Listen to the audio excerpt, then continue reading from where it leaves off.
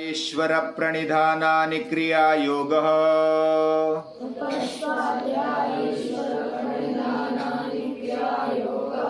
समाधि भावनार्थ क्लेश तनुकरणार्थश्च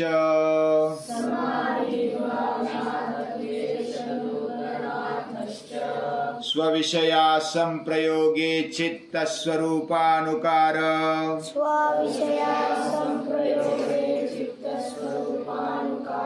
इवेन्द्रियाणां प्रत्याहारः ततः परमावश्यतेन्द्रियाणाम्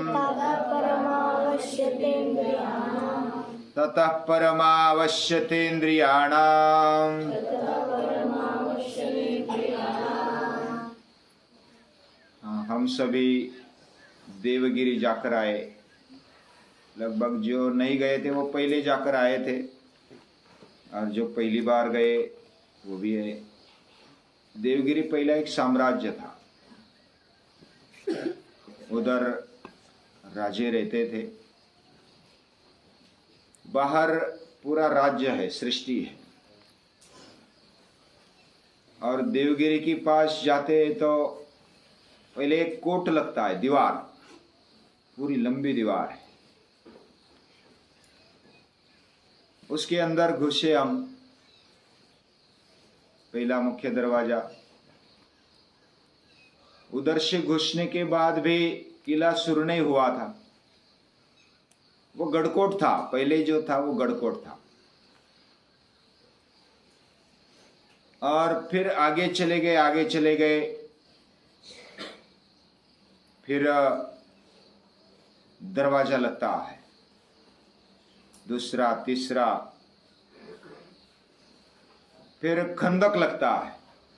खंदक यानी मालूम है, वो जो पूरा ऐसा नाला या तो नहर, बड़ा नहर, उसको खंदक बोलते हैं। उसमें पूरा पानी और शत्रु एकदम से ना आ जाए बीच में, पूरे चारों ओर से, सभी ओर से खंदक है।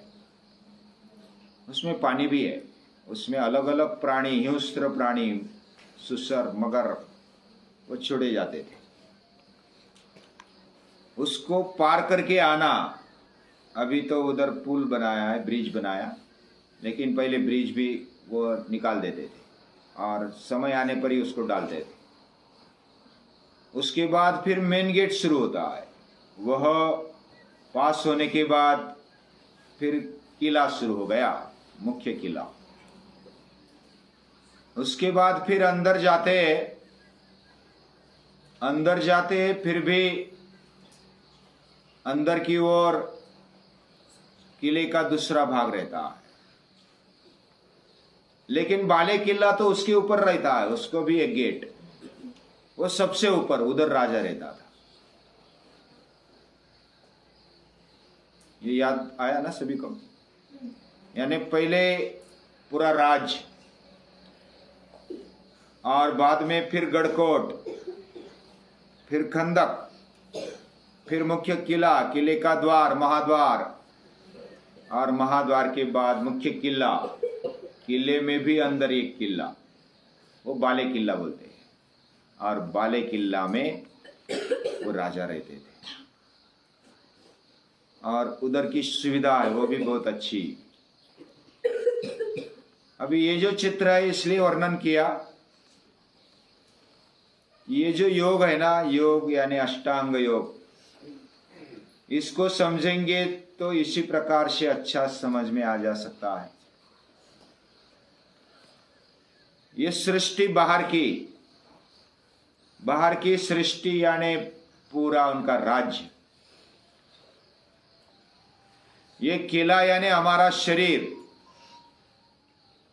हाँ, शरीर में पंच ज्ञानेन्द्रिय, पंच कर्मेंद्रिय, पंच महाभूत, पंच तन्मात्रा, ये सब उसमें आ गए। और जब यम, नियम, आसन, प्राणायाम, ये जब हम पूरे गढ़कोट में घुसते हैं तो यम नियम शुरू हो जाते हैं। यानी हमें योग में घुसना है योग करना है तो पहले यम नियम, ये गड़कोट यानी पूरे किले की दीवार है, और दीवार में हम घुस गए, गेट में घुस गए, फिर भी किला नहीं शुरू हुआ, तो लगभग यम नियम, 5 यम 5 नियम। उसमें क्या क्या है? अहिंसा, सत्यम, अस्तेय, ब्रह्मचर्य, अपरिग्रह, ये 5 यम। फिर नियम, शौच, संतोष, तप, स्वाध्याय, ईश्वर प्रणिधान, ये नियम हो गए। उसके बाद फिर आसन, आसन में बहुत सारे आसन हैं, जितने प्राणी उतने आसन। बाद में प्राणायाम, प्राणायाम मुख्य रूप में 8 है, बाकी भी बहुत सारे प्रकार भी हो सकते हैं। प्राणायाम के बाद आया प्रत्याहार, और ये प्रत्याहार तक आए हम समझो कि महाद्वार आ गया, ये आसन आ गया, एक पहला गेट आ गया। यम नियम में घुसने के पहले जो दीवार का गेट था वो, फिर वो यम नियम। उसके बाद फिर अंदर घुसते हैं तो आसन है, प्राणायाम है, और प्रत्याहार तक हम खंदक पार कर महाद्वार तक आ जाते हैं। महाद्वार से हम किले में घुसते, और किले में घुसने पर हम जो अंदर जाते हैं तो वो प्रत्याहार से ही आगे जा सकते हैं। बाद में फिर धारणा, ध्यान, समाधि, और तीनों का जब संयम किया जाता है, त्रयम एकत्र संयमः, यानी तीनों एक साथ जुड़ जाते हैं, तो वह भी बाले किल्ला का बहिरंग, यानी बाले किल्ला में जाते हैं, फिर राजा का महल। तो इस प्रकार हम अष्टांग योग को समझ सकते हैं हमारे ध्यान में रहने के लिए। अब जब हमें अपने आप को पहचानना है, अपने आप को जानना है, उसके लिए क्या क्या करना होगा? तो पहले तो किले के अंदर घुसना होगा। बाहरी सृष्टि को देख के हमारा पता नहीं चलेगा, बाह्य इंद्रियों से देख करके हमें पता नहीं चलेगा कि हमारे अंदर क्या है। तो अंदर घुसने के लिए यम नियमों का पालन पहली बात। कोई बोलते हैं कि हमें अगर जीवन में फल चाहिए, सिद्धि चाहिए, तो क्या करना? समझो कि हमें आम का पेड़ है और आम के लिए आम आने चाहिए, तो क्या करना पड़ेगा?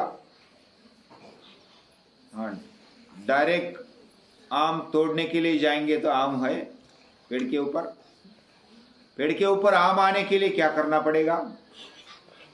आम को बाहर से लगा दिया तो चलेगा? नहीं, उसके लिए क्या करना होता है? आपने कभी पेड़ लगाया? क्या क्या करते हैं? पहले तो बीज लगाते हैं, उसके लिए जमीन तैयार करते हैं, बीज लगाकर बीज को बार बार खोलकर देखते हैं क्या? नहीं देखते। फिर क्या करते हैं? आसपास के जमीन में मेहनत करते हैं, घास नहीं आने देते, उसमें पानी डालते हैं, उसमें फिर खाद डालते हैं और उसको पोषक वातावरण देते हैं। खाद डाला, पोषक वातावरण दिया, मेहनत किया, और नीचे मेहनत है, पेड़ के लिए कुछ मेहनत नहीं है। पेड़ के लिए मेहनत ये नीचे लेंगे, जड़ें जहां पर है वहां पर लेंगे,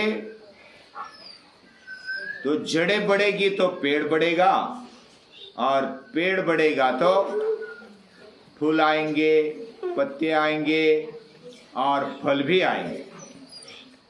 यानी पत्ते, फूल, फल, यह आने के लिए हमें नीचे मेहनत करनी पड़ेगी, और नीचे मेहनत इसलिए करते हैं कि उसकी जड़ें मजबूत हो। जिसकी जड़ें मजबूत है तो फल आने वाले हैं, क्यों नहीं आएंगे? तो हमारा जीवन ये हम समझ लेंगे तो क्या करना ये समझ में आ जाएगा। हम अगर यम नियमों में मेहनत लेते हैं और आसन प्राणायाम में मेहनत लेते हैं तो प्रत्याहार होने लगेगा। आसन की निरंतरता प्राणायाम के लिए अच्छा फाउंडेशन बनता, प्राणायाम की निरंतरता प्रत्याहार के लिए अच्छा फाउंडेशन बनता, और प्राणायाम से ततक्षीयते प्रकाशावरणम, प्रकाश के ऊपर आया हुआ आवरण निकलने लगता है, और फिर ततः परमावश्यतेन्द्रियाणाम, या तो धारणा शुच योग्यता मनसः, प्राणायाम से हमारे मन में चित्त में एकाग्रता के लिए पात्रता आ जाती है, योग्यता आ जाती है, और वह योग्यता हमें प्रत्याहार के लिए मजबूत बनाएगी। और प्रत्याहार क्या है? मन सहित इंद्रियों को सही दिशा में मोड़ना। जब तक हम अपने इंद्रियों को, मन को सही दिशा में नहीं मोड़ पाते, तब तक अंदर घुसना नामुमकिन है। यानी कि ये सब बहिरंग हो गया। हमारे जीवन में बाह्य रंग और अंतरंग, इन दोनों पर मेहनत होनी चाहिए, कार्य होना चाहिए। और ये क्रिया योग है, बाह्य रूप से कर सकने वाला योग ये क्रिया योग है। और इसलिए साधन पाद ये जड़ों में काम करता। हमारा शरीर अच्छा होना चाहिए, शरीर के साथ इंद्रिय अच्छे होने चाहिए। वो जब शुद्ध है तभी हम मन को शुद्ध बनाने में ज्यादा मेहनत कर पाते, योग्य वातावरण तैयार कर पाते हैं।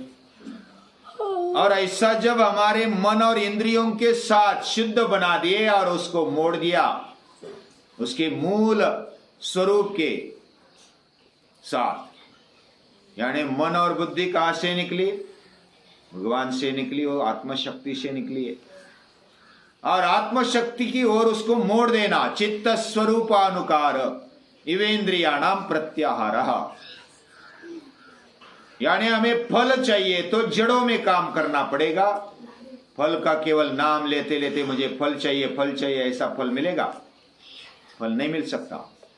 फल के लिए मेहनत किधर करनी पड़ेगी? हमें अगर भगवान को देखना है, पाना है, उससे मिलजुल जाना है, या तो हमारे आत्मशक्ति से जुड़ जाना है, उससे पहचानना है, तो पहले हमारी शुद्धता करनी पड़ेगी। और ये शुद्धता ही हमें पुरुषार्थ करने के लिए एक चांस है। यानी हम मानव जीवन प्राप्त किया, मनुष्य जीवन हमें मिला, उसमें क्या पुरुषार्थ करना? हमारे शरीर को अच्छा रखते हुए बलवान, इंद्रियों को सक्षम, मन को मजबूत, संवेदनशील और सतत विकास की ओर जाने वाला, ऐसा उसको बनाते रहेंगे तो एक फाउंडेशन बनेगा और हम इंद्रियों को, मन को योग्य दिशा दे पाएंगे। यह साधन पाद का एक सारांश हमने देखा और बहुत ही सरल भाषा में महर्षि पतंजलि बताते हैं। इसको अगर समझ लेंगे तो क्या करना है, क्या नहीं करना है, ये समझ में आ जाएगा। मेहनत किधर करनी है, यह समझ में आ जाएगा। ये मेहनत करने के लिए हमें शक्ति मिले, हमें समझ मिले, इसके लिए प्रार्थना करते हैं भगवान के पास।